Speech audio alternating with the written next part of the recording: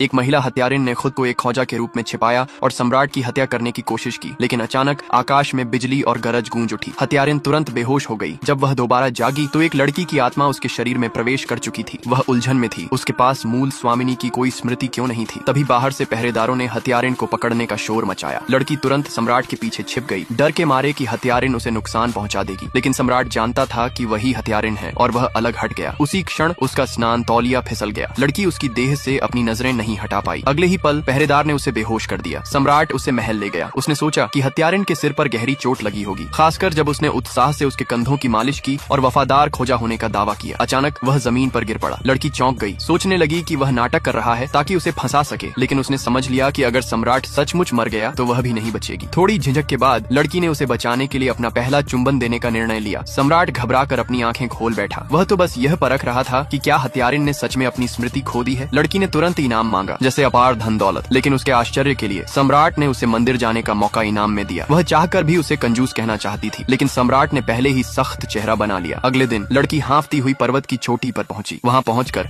सम्राट ने उसे आदेश दिया कि वह अकेले मंदिर की सफाई करे। गुस्से में लड़की ने झाड़ू की ओर इशारा किया और उसे ऐसे डांटा जैसे वह सम्राट हो। उसे पता नहीं था कि सम्राट पूरा समय उसे देख रहा था। पहरेदार समझ नहीं पा रहा था कि सम्राट हत्यारिन को अपने पास क्यों रखता है, लेकिन सम्राट उसकी बातों से मनोरंजित था। इतना मूर्ख कोई हत्यारिन कैसे हो सकता है। कुछ देर बाद लड़की थक कर एक कोने में आराम करने लगी। अचानक उसे भीतरी कक्ष से आवाजें सुनाई दी। पता चला कि 3 हत्यारे अंदर छिपे थे। वे अपने नेता की प्रशंसा कर रहे थे कि वह सफलतापूर्वक सम्राट का विश्वास जीत चुका है। यह सुनकर लड़की भागी भागी सम्राट के पास पहुंची। उसने दावा किया कि अभी अभी उसने हत्यारों से भीषण लड़ाई की है और जाना कि उनका नेता सम्राट के पास छिपा हुआ है। फिर उसने लड़ाई का दृश्य दोबारा इनेक्ट करना शुरू कर दिया, लेकिन गलती से गिर गई। सम्राट ने समय रहते उसे पकड़ लिया और उसकी अद्भुत कला की प्रशंसा की। हालांकि यह दृश्य एक उपपत्नी ने देख लिया। असहज महसूस करते हुए सम्राट वहां से चला गया, लेकिन उपपत्नी ने लड़की को रोक लिया। इरादा था कि वह उसे सम्राट के पास चालबाजी करने पर दंडित करे। लड़की ने तुरंत कहा कि वह उपपत्नी की व्यवस्था कर सकती है कि वह सम्राट की सेवा करे। यह सुनते ही उपपत्नी का गुस्सा तुरंत गायब हो गया। रात में लड़की ने विशेष धूप जलाई और उसे सम्राट के सामने रख दिया। इससे आधे घंटे में वह तीव्र गर्मी महसूस करेगा। तभी पहरेदार ने आकर सूचना दी कि मंदिर में आग लग गई है। सम्राट अनुष्ठान की सामग्री को लेकर चिंतित था और देखना चाहता था, लेकिन लड़की ने तुरंत उसे रोका, जोर देकर कहा कि यह बहुत खतरनाक है। उसी समय बाहर से हथियारों की आवाजें आईं। हत्यारे जल्द ही कमरे में घुस आए, लेकिन पाया कि वह खाली है। दरअसल लड़की पहले ही सम्राट को लेकर भाग गई थी और उसे एक सुनसान कमरे में छिपा दिया था। हालांकि लड़की ने सम्राट के चेहरे पर असामान्य लालिमा देखी। उसने समझा कि धूप असर दिखा रही है और वह जाने लगी, लेकिन अगले ही पल उसे जोर से पीछे खींच लिया गया और उसका खौजा वाला टोपी भी गिर पड़ा।